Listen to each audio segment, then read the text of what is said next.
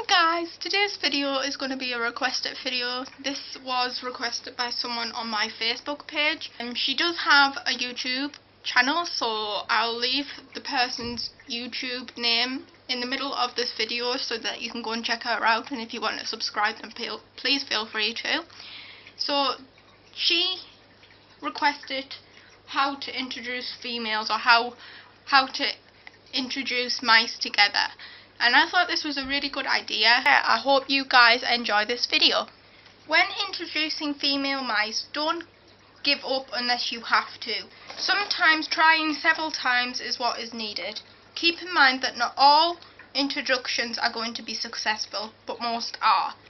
If you have a mouse that insists on fighting really bad, that blood is involved, I don't recommend trying again.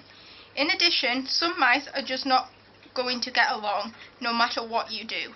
Just like people, we all have others that we get along with great, and some we just can't get along with. Every mouse has their own personality.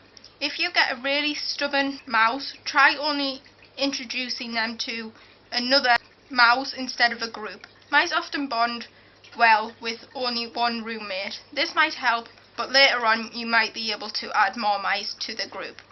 So I'm going to go through some of the different examples of some introducing methods you can do to introduce your mice together. So the first thing you could do is set up a little Mousey Playground. Something like what I've just got here, with a few toys just for some distractions. You can set up a Mousey Playground in a bin, tank, bathtub, etc. and introduce your mice there. Place many fun toys and things to climb on in there, so it gives them a lot of distractions. They will usually be concerned with other surroundings and not as concerned with each other. Let the mice play in the playpen area while giving them time to get used to each other. Another playtime, place them in a neutral tank and watch them for a long time in case fighting does occur. There are a variety of ways to introduce mice to each other. All options centers on one very important thing: neutral territory. You don't have to go out and buy everything new, but you must scrub everything down well. When setting up neutral territory, make sure everything is different, in a different order than how any of your mice have it in their cage already. It is also very important to supervise your mice for a long time after their introduction. Sometimes mice seem like they love each other, and then a week later they start fighting. When introducing mice, plan on spending a good majority of the day with them. If the mice do fight, always have a toilet paper roll nearby, so you can use that to break them apart, rather than your hand. If you use your hand to separate them, except to get bit, it's doubtful that they will intend to bite you, but if you get in between a fight, they may miss the target and get you instead.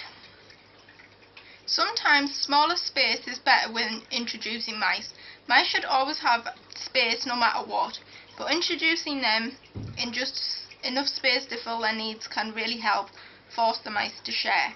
Part of the problem with introducing in large areas is that the mice may stake claim on something as theirs. Then if another mouse comes into their claim area, a fight will break out. Introducing mice in a smaller area will force them to share, as it will be harder for anyone to stake a claim on anything. When introducing mice in a smaller area, make sure they have everything they need: water, food, housing, etc. Also, make sure it is neutral to everyone and large enough. Once the mice are getting along well in a small space for about a week, a transition to a larger area will likely go smoother than if you just introduce them into a larger area to begin with. Remember, bigger is always better for females' permanent living. Before I end this video, I just want to point out, if your mice do seem to be having a little fight or seem they aren't getting along, I just want to point out there is a big difference between fighting and arguing. All mice argue, even the best of friends. Arguing is nothing to worry about. You might argue too if you were locked in a room with the same person every day. Arguing may involve some mild nipping, squeaking, slapping, kicking, tail rattling, etc. However, arguing does not involve blood. At the first sign of blood, or you know blood is going to be drawn, separate them right away. Do not use your hands to interfere. Use a toilet roll or something that is gentle for them, yet saves you from being accidentally bit in the heat of the moment. So I hope you guys have enjoyed this video, and I hope that I've given some good information there for you guys to follow on. You just have to remember, not all mice are going to get on, not all mice are going to like everything, so you've just got to be really patient. So don't forget to comment, rate and subscribe. Bye guys!